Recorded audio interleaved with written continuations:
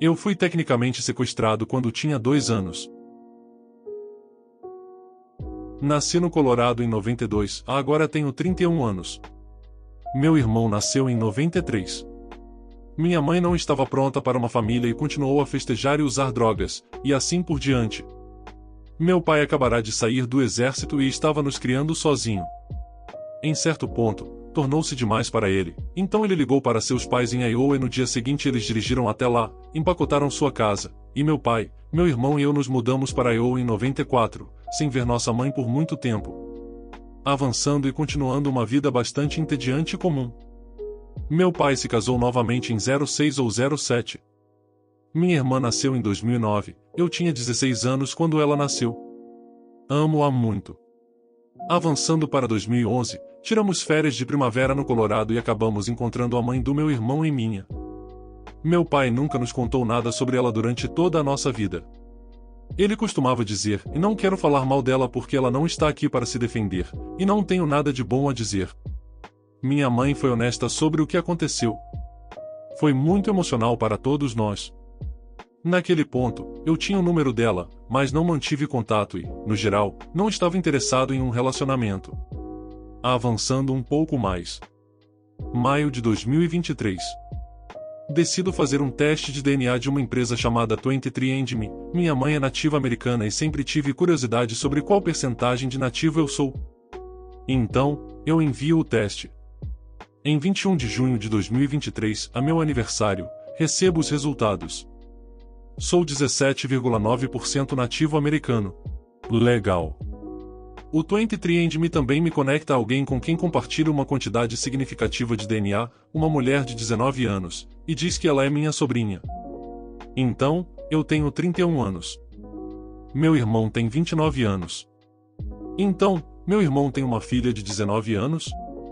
Não, isso não faz sentido. Minha irmã de 14 anos tem uma filha de 19 anos?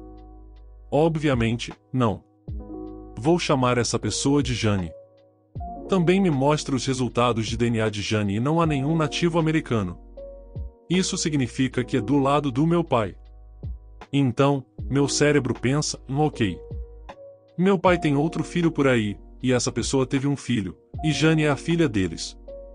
Então começamos a conversar, eu abro dizendo, ei, um dos seus pais não conhece o pai deles? O teste de DNA está dizendo que você é minha sobrinha e isso não se encaixa na dinâmica da minha família. A conta de Jane responde e diz, oi, aqui é a mãe de Jane, e na minha parte do 23andMe, diz que você e Jane são meio-irmãos. O pai de Jane é John Doe. E eu penso, ok. Você está louca, está implicando que meu pai não é meu pai. Então ela diz algo muito relevante e ele estava destacado no Colorado no início dos anos 90.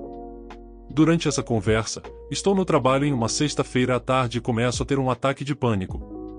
E estou enlouquecendo. Não pode ser real, certo? Então, ligo para minha mãe, sem saber se o número de telefone dela é o mesmo 14 anos depois. Ela atende. Eu pergunto, ei, você conhece um John Doe por acaso? Ela responde, sim, eu conheci um John Doe há muito tempo. Meu Deus, isso não pode ser real. Existe alguma chance de John Doe ser meu pai? Juro que essa pausa durou 1 hora. Ela responde, sim. Caramba. Desligo e ligo para meu pai. Meu pai nunca atende o celular enquanto dirige. Inteligente. Ele atende. Pai, você está sentado? Sim. Fiz algo bobo. Ok. Fiz um teste de DNA para saber quanto de nativo tenho em mim, e acho que você não é meu pai. Caramba, estou chorando só de digitar isso. Ele começa a desvendar tudo. Ele conheceu minha mãe quando ela estava grávida. Ele conheceu John Doe em festas, mas ele disse que eventualmente parou de aparecer, ele não sabia se foi destacado ou o que aconteceu. Mas ele sabia que minha mãe estava grávida. E que eu não era dele. Ele disse que estava no hospital no dia em que nasci.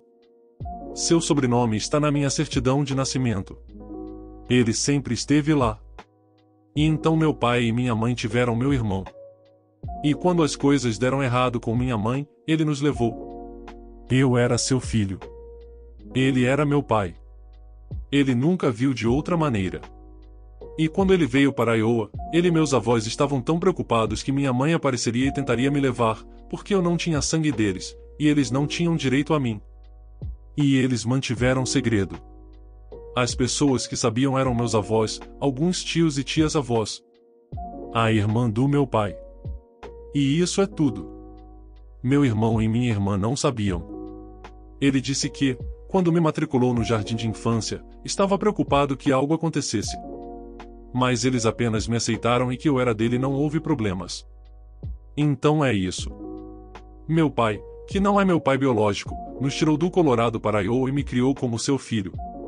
Ele poderia ter me deixado com minha mãe. Meu pai é um cara incrível. Mentalmente, isso tem sido difícil. A única família que já tive e conheci, eu não compartilho absolutamente nada de sangue com eles. Exceto um meio-irmão. O sangue não significa muito. Minha família ainda é minha família. Meu irmão ainda é meu irmão. Minha irmã ainda é minha irmã. Meu pai ainda é meu pai. Estou indo a um conselheiro, e ela é ótima. Não sei como explicar o que isso é, apenas saiba que não é fácil e é realmente muito difícil. John Doe está morto. Ataque cardíaco, 42 anos, 2014. Pequena atualização. Então, Jane disse que estaria viajando perto dos nossos avós no início de agosto. Eu propus a ela e aos nossos avós que nos encontrássemos. Todos concordaram. Então eu voei para a costa oeste de Iowa e os encontrei. Minha avó, o pai que me criou, e minha mãe foram comigo. E fico feliz que ela tenha ido. Eu encontrei nossos avós para o café da manhã sem a Jane. Minha avó fez a maior parte da conversa por mim, eu estava emocionado o tempo todo, então fico feliz que ela tenha feito isso. Ambas as minhas avós explicaram tudo. Meus biavós tiveram 3 filhos e todos os 3 se foram. Então, eu aparecendo assim, acho que foi uma espécie de bênção. Foi um bom café da manhã comigo usando óculos de sol espelhados para que ninguém pudesse me ver chorando. Novamente, minha avó fez a conversa por mim, então estou grato por ela ter vindo junto. Mais tarde, peguei a Jane na estação de trem e nos encontramos e conversamos muito a caminho da casa dos nossos avós.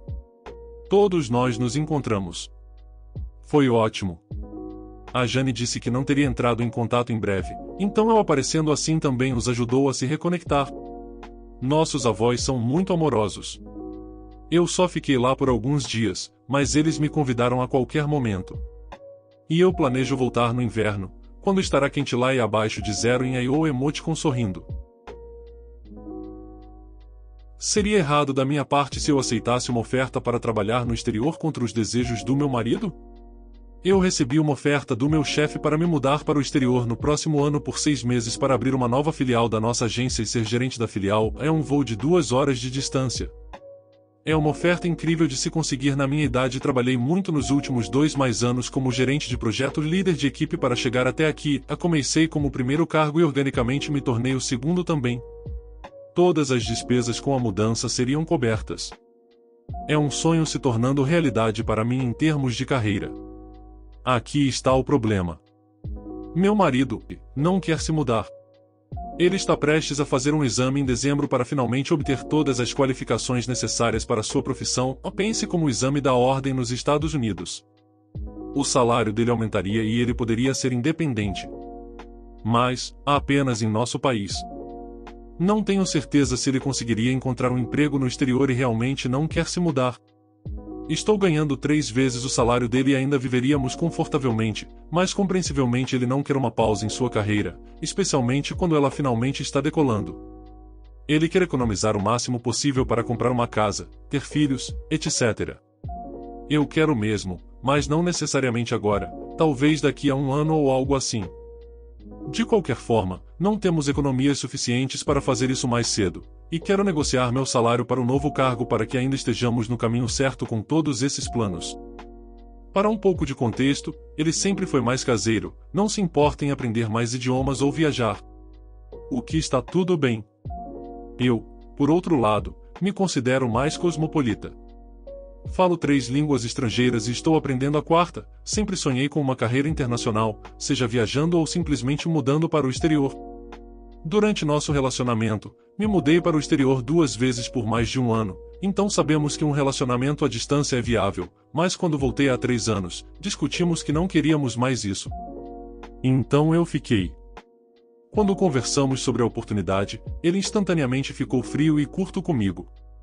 Estamos conversando normalmente, mas toda vez que o assunto surge, ele fica irritado. Não diz não para eu ir sozinha ou com nosso cachorro, mas não está feliz por mim nem quer que eu vá. Portanto, eu seria errada se aceitasse a oferta? Edição, ok, vejo muitos comentários de que não somos compatíveis devido a ele querer ficar e eu querer ir para o exterior. Quando nos conhecemos, ambos queríamos morar no exterior.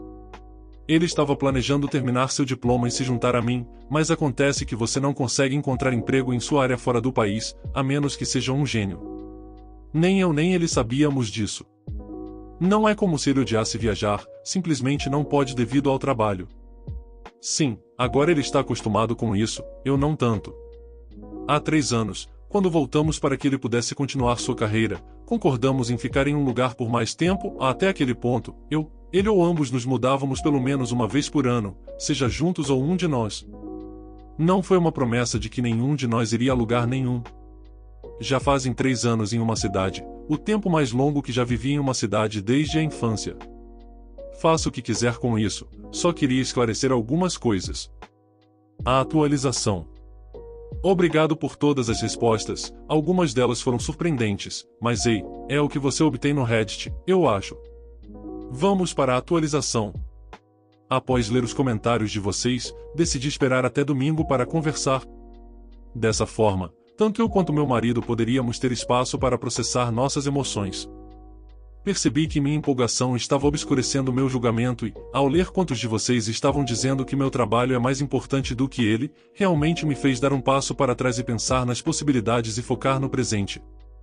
Além disso, tive que sair no fim de semana para participar de um curso em outra cidade, então domingo parecia um bom momento.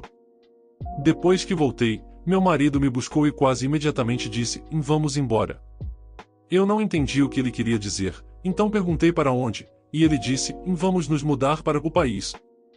Eu tenho apenas 2 condições. Uma delas é que você terá um contrato adequado que estabelece todas as despesas que a empresa cobrirá e que você espere até meu exame para tomar uma decisão final sobre os detalhes, pois, por enquanto, não consigo pensar na mudança. Tenho muito na cabeça. Fiquei chocada. Perguntei se ele estava certo e o que aconteceria com o emprego e a carreira dele. Ele disse que sim, está certo, pois também queria morar naquele país por um tempo um dia, e isso parece ser um bom momento. Que ele será capaz de encontrar algo e, se não, ainda estaremos bem, desde que seja apenas por 6 meses. Ontem, conversei com meu chefe e perguntei se podemos retomar o planejamento em dezembro, pois ainda nos dará tempo suficiente para organizar tudo até março, ou o prazo dele para o início do projeto. Expliquei a ele que meu marido precisa se concentrar no exame agora, então não poderemos planejar a mudança. Felizmente, ele entendeu e, após um pouco de negociação, disse que a oferta está na mesa antes do Natal. Talvez muito anticlímax para todos que sugeriram divórcio ou que eu partisse para ser a girl boss que sempre quis ser, mas a vida é sobre equilíbrio e compromisso. Às vezes, apenas não entre as partes que pensávamos. Não é eu contra meu marido, mas nós contra o mundo. Ou pelo menos o pedido do meu chefe de decidir algo tão importante em uma semana. Especialmente porque não era meu objetivo nesta empresa, esta é literalmente a primeira vez que alguém que não é coproprietário vai partir por meses para abrir uma nova filial. Então, é isso. Obrigado novamente. Dê sua opinião sobre os relatos nos comentários. O que você faria de diferente nessas situações? O vídeo foi feito com MT Carinho, então de um like e se inscreva aí. Obrigado.